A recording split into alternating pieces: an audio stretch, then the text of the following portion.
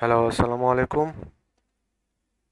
আজকে আমরা জাভাস্ক্রিপ্টের একটা মোটামুটি বেশ ইম্পর্টেন্ট টপিক নিয়ে আলোচনা করব। সেটা হচ্ছে জাভাস্ক্রিপ্টের ইনহেরিটেন্স এবং সেই সাথে ক্লাসের ভিতরে আমরা যে গেটার সেটার ইউজ করতে পারি সেগুলো, প্লাস আমরা আরও যেটা নিয়ে আলোচনা করতে পারি যে জাভাস্ক্রিপ্টের সেটা আসলে ইনহেরিটেন্সের ভিতরেই একটা জিনিস, বা সুপার কিওয়ার্ড যেটা, প্লাস আমাদের যে স্ট্যাটিক ফাংশন আমরা বানাতে পারি ক্লাসের ভিতরে, সেগুলো নিয়ে আমরা আজকে আলোচনা করব। সো ফার্স্ট অফ অল আমার ব্রাউজারে একটা ইউআই ক্রিয়েট করা আছে, প্লাস এখানে কিছু জাভাস্ক্রিপ্টও ইমপ্লিমেন্ট করা আছে এই বাটনগুলোর জন্য।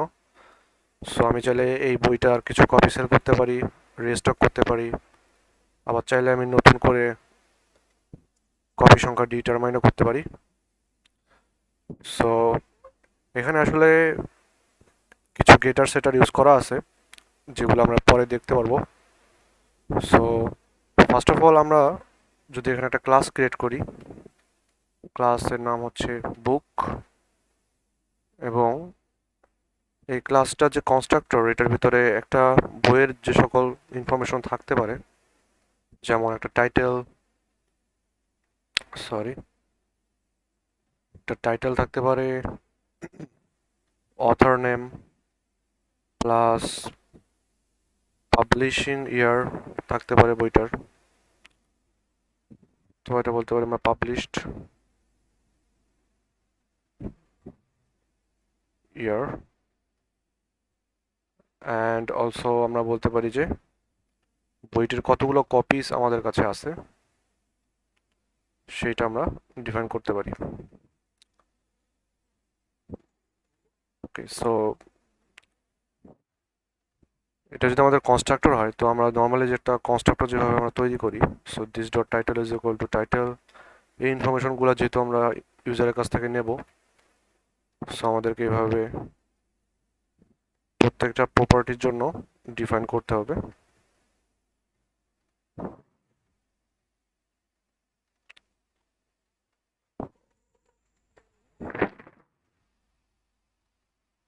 ওকে, সো আমাদের কনস্ট্রাক্টর ফাংশনটা রেডি হয়ে গেছে। সো সাপোজ এই বুক কনস্ট্রাক্টরে যতগুলো ইনস্ট্যান্সেস তৈরি করতে পারবো আমরা, সো সাপোজ আমরা যদি এখানে একটা নতুন বই তৈরি করি যেটার নাম চোখের বালি, আমরা অলরেডি ইউজ করছি, সো লেটস সি নৌকাডুবি, এটাও রবীন্দ্রনাথ ঠাকুরের আরেকটি বই। সো এখানে আমরা নিউ বুক যদি আমরা বলি, এবং সেই সাথে এখানে যদি আমরা টাইটেল প্লাস আদার ইনফরমেশনগুলো দিয়ে দিই, তাহলে আমাদের এই বুক ক্লাসের একটা নতুন ইনস্ট্যান্স এখানে ক্রিয়েট হবে, এবং এই বুক ক্লাসে যতগুলো প্রপার্টিজ আছে, টাইটেল, অথর এবং কপিজ, সবগুলো আমরা এই নৌকাডুবি সাথে ডট নোটেশন ইউজ করে ইউজ করতে পারবো। সো তাহলে আমরা একটা ইনস্ট্যান্স ক্রিয়েট করে ফেলি, অ্যান্ড পাবলিশ ইয়ার সাপোজ 1800, আমি সঠিকটা জানি না, let's just give it an arbitrary value, and also number of copies. Okay,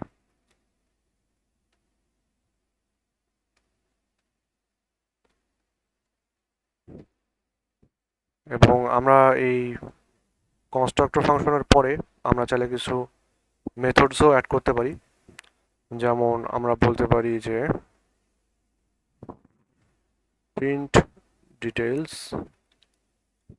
অথবা প্রিন্ট ডিটেলসে না গিয়ে আমরা যদি সিম্পলি সেল করার জন্য একটা ফাংশন ক্রিয়েট করি, যে এখানে যদি আমরা একটা এন দিই যেটা আমরা ইউজারের কাছ থেকে নেব, যদি সেটা হয় 10, তাহলে আমাদের দিস ডট কপিজ, বর্তমান যে কপিজ আছে বইয়ের, সেখান থেকে আমরা ততগুলো এন সংখ্যক বই মাইনাস করে দেবো, তো আমরা সেল করব। এবং আমরা চাইলে এখানে একটা ডিফল্ট ভ্যালু দিয়ে দিতে পারি, হুইচ ইজ লাইক 2 অথবা 1।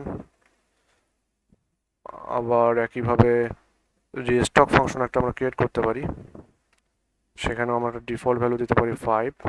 তো যদি আমরা এই রিস্টক ফাংশনটা কল করি, তাহলে আমাদের অটোমেটিক্যালি 5টি বই অ্যাড হয়ে যাবে। প্লাস আমরা চাইলে ওকে, আপাতত আমরা এই দুইটা ফাংশন আর যেটা বলছিলাম যে আমরা এখানে একটা গেটার এবং সেটার ও ইউজ করা শিখব। সো গেটার আসলে যেটা করে যে এই ক্লাসের যে কোনো একটা প্রপার্টি যেটা অলরেডি ডিফাইন করা আছে সেটাকে যদি আমরা বাহির থেকে অর্থাৎ কনসোল থেকেও চাইলে আমরা এটাকে কল করতে পারি, অর্থাৎ এবং এটাকে কল করতে হলে একটা নর্মাল প্রপার্টির মতো করে কল করা যায়, বাট ডিফাইন করার সময় এটাকে আমরা একটা ফাংশনের মধ্যে ডিফাইন করব। অর্থাৎ আমরা যদি যে কোনো সময় বুকের কতগুলো কপিস আমাদের কাছে আছে এটা জানতে চাই, তাহলে আমরা নাম্বার অফ কপিস এই ফাংশনটাকে যদি কল করি তাহলে এটা আমাদের কি রিটার্ন করবে, এটা আমাদের রিটার্ন করবে this dot copies. Okay, so এটা আসলে একটা গেটার এবং এটাকে যখনই আমি কল করব, সো সাপোজ আমাদের এই নৌকাডুবি এই বইটা আমাদের ক্রিয়েট হয়ে আছে এবং এইটার কারেন্টলি 100টা কপি আমার কাছে আছে। সো এই 100টা কপি যদি আমি এই নাম্বার অফ কপিস ফাংশন গেটারটাকে কল করি তাহলে আমাকে শো করবে যে আমার কাছে বর্তমানে এই 100টা কপিজ আছে। সো এটা আমরা একটু দেখার চেষ্টা করি। সো আমরা যদি এখানে কনসোল লগ করি আমাদের এই বুক ইনস্ট্যান্সটাকে,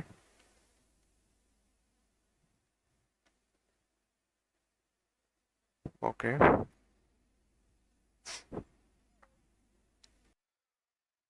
ওকে, সো আমরা যদি এখন এটা চেক করি কনসোলে আমাদের, লেটস সি,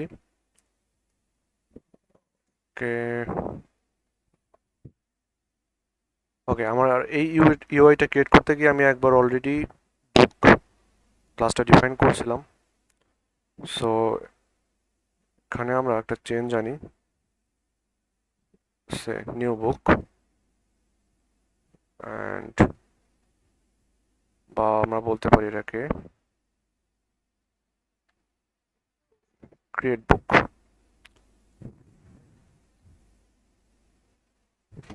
ওকে, সো এখন আমাদের কনসোলে বইটাকে শো করতেছে,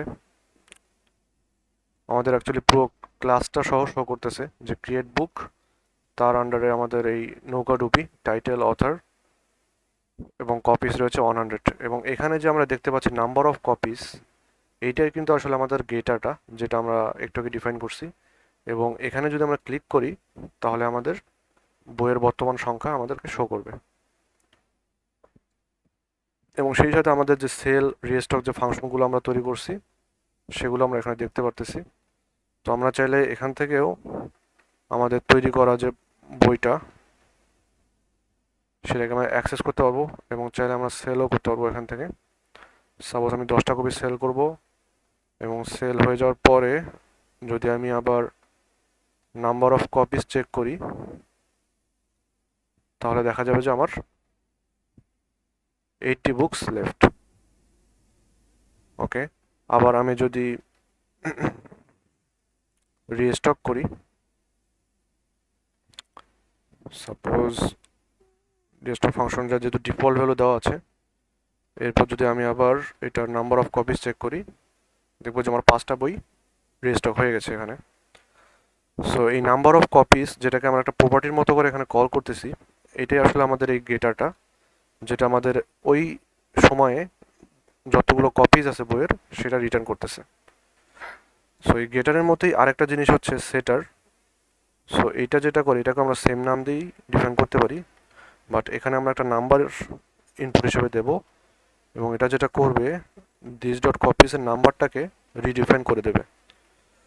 অর্থাৎ এটা সেটার একটা সুবিধা যে অর্থাৎ আমরা কোনো একটা ফাংশন ক্রিয়েট করার পরে বা কোনো একটা ক্লাসের ইনস্ট্যান্স ক্রিয়েট করার পরে আমরা এই সেল আর রিস্টক ফাংশন দ্বারা ছাড়া কিন্তু আমরা এই কপিসের সংখ্যাটাকে চেঞ্জ করতে পারবো না। বাট আমাদের যদি এরকম একটা সেটার ডিফাইন করা থাকে সেটা থাকলে আমরা পুরো সংখ্যাটাকেই নতুন করে ডিফাইন করতে পারবো। অর্থাৎ number of copies is equal to যদি আমরা 200 লিখি তাহলে এখন কিন্তু আমাদের নাম্বার অফ কপিসের সংখ্যা, এরপর যদি আমরা যে গেটার দিয়ে চেক করি চেঞ্জ হয়ে গেছে। সো এভাবে আমরা সেটার ইউজ করে কোনো একটা ইন্টারনাল প্রপার্টিকে এভাবে ম্যানিপুলেট করতে পারি বা চেঞ্জ করতে পারি। সো এটাই মূলত সেটার এবং গেটারের মধ্যে পার্থক্য। সো এরা দুটোই আসলে অনেক বেশি সিমিলার, একইভাবেই কাজ করে। এটাকে কল করার সময় একটা নর্মালি ডট নোটেশন দিয়ে প্রপার্টির মতো করে কল করা যায়, বা ডিফাইন করার সময় এটাকে আমরা এভাবে ফাংশন আকারে একটা মেথডের মতো করে ডিফাইন করতে পারি। ওকে, সো আমাদের মেইন ফোকাস আজকে হচ্ছে ইনহেরিটেন্স। একটা ক্লাসের যে ইনহেরিটেন্সের একটা বিষয় থাকে, তো ইনহেরিটেন্স বলতে সহজ বাংলায় যেটা আমরা বুঝি, যে কোনো কিছু ইনহেরিট করা। সাপোজ আমাদের পৈতৃক সম্পত্তি থেকে আমরা যদি উত্তরাধিকার সূত্রে কোনো কিছু ইনহেরিট করে থাকি, তাহলেও সেটা আমাদের এক ধরনের ইনহেরিটেন্স। প্লাস আমাদের বাবা মার কাছ থেকে আমরা যে কোয়ালিটিসগুলো জেনেটিক্যালি ইনহেরিট করে থাকি, সেটাও এক ধরনের ইনহেরিটেন্স। সো সিমিলারলি আমাদের এই অবজেক্ট ওরিয়েন্টেড জাভাস্ক্রিপ্টেও ইনহেরিটেন্সের বিষয়টা অনেকটা সেম। তো আমরা যদি নতুন একটা constructor function, object constructor create করি, যেটা কিনা এই ক্রিয়েট বুক যে ক্লাসটা আছে আমাদের অলরেডি, এটার অলরেডি কিছু প্রপার্টিস এবং মেথড আছে। তো সাপোজ আমি নোভেল নামে আরেকটা নতুন কনস্ট্রাক্টর ক্রিয়েট করতে চাই বা ক্লাস ক্রিয়েট করতে চাই। তো একটা নোভেল বা উপন্যাসেও আসলে একটা বইয়ের যে সকল বৈশিষ্ট্য, টাইটেল, অথার, প্লাস একটা বই সেল করা বা রেজিস্টার করা, এই বিষয়গুলো সেম ধরনের প্রপার্টি মেথড একটা নোভেলেও থাকতে পারে।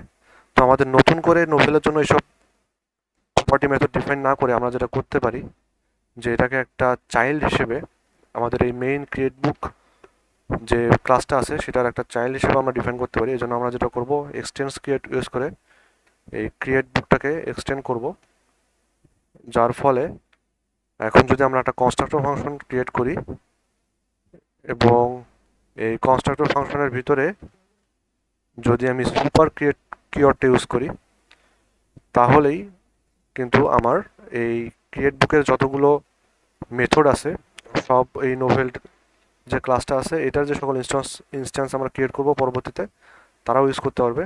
এবং এই যে ইউজার ডিফাইন যে সকল প্রপার্টিস, সেগুলোকেও যদি আমরা এখানে ইউজ করতে চাই, তাহলে প্রথমে সেগুলোকে আমরা কনস্ট্রাক্টরের ভিতরে দেবো এবং সেগুলোকে আমাদের আবার সুপার কিওয়ার্ডের ভিতরে ডিফাইন করতে হবে। এবং চাইলে এখানে আমরা একটা আলাদা নতুন প্রপার্টি ডিফাইন করে নিতে পারি, যেটা শুধু এই চাইল্ড নোভেল ক্লাসের জন্যই থাকবে। সো এখানে আমরা জেনরে ইজ ইকুয়াল টু জেনরে, এইভাবে আমরা এখানে একটা আলাদা প্রপার্টি শুধু এই ক্লাসটার জন্য ডিফাইন করতে পারি। তো আর বাকি যে সকল প্রপার্টি আছে এগুলো আমাদের এভাবে লিখতে হবে না, কারণ অলরেডি এগুলো আমাদের এই প্যারেন্ট ক্লাসের ভিতরে রয়ে গেছে। এবং সেই সাথে এই প্যারেন্ট ক্লাসের যতগুলো মেথড আছে, সেল, রিস্টক এবং ইভেন এই গেটার সেটারগুলো আমরা এই নোভেল ক্লাসের ইনস্ট্যান্সগুলোর ভিতরে ইউজ করতে পারবো। সো আমরা যদি আরেকটা নতুন বই ক্রিয়েট করি, শেষের কবিতা, এবং সেটাতে যদি আমরা এই নোভেল ক্লাস কনস্ট্রাক্টরটা ইউজ করি, সো সেখানে আমরা নামটা দেব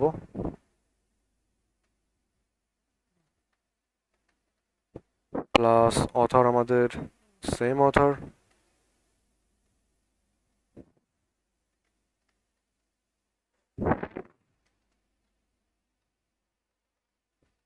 পাবলিশড ইয়ার সাপোজ 820,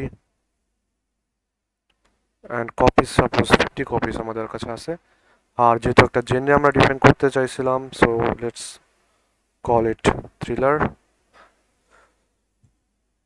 সো আমাদের এখানে একটা নতুন বই ক্রিয়েট হয়ে গেল, যেটা কিনা আমাদের এই ক্রিয়েট বুকের একটা এক্সটেন্ড করে সেটা আমরা এই নোভেল ক্লাসের একটা ইনস্ট্যান্স, এটা যেটার ভিতরে আমাদের এই ক্রিয়েট বুকের যতগুলো ফাংশন আছে, মেথডস আছে, প্লাস প্রপার্টি, সবগুলো আমরা এটার ভিতরে অ্যাক্সেস করতে পারবো। সো সেটা করার জন্য আমরা এখানে আসব এবং এটাকেও যদি আমরা কনসোল লগ করি একই সাথে,